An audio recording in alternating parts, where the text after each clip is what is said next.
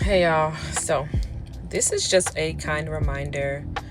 Do not be weary in well doing, but in due season you will reap a harvest of blessings. And so throughout the course of the week, the Father has been really ministering to my heart and reminding me that the good deeds that we do, right, he will reward.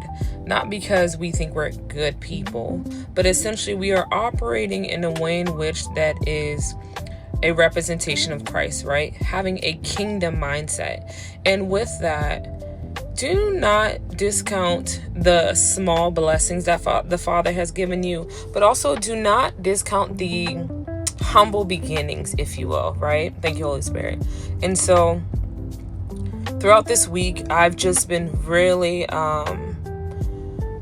focused on having a heart posture, if you will, of servitude, of really staying to myself. How do I represent Christ in this moment, in this season, in this hour? And so I constantly remind myself as well, in addition to, right, his mindset, his perspective,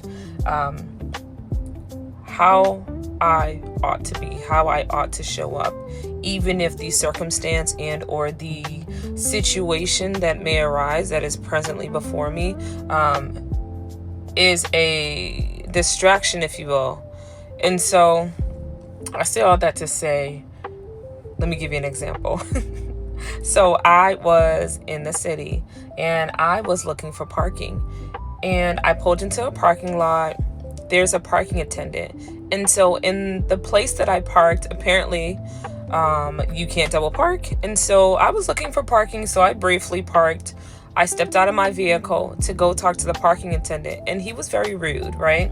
He's saying, well, why are you blocking someone in? Why are you parking here? I said, hold on now. Hello to you too, sir.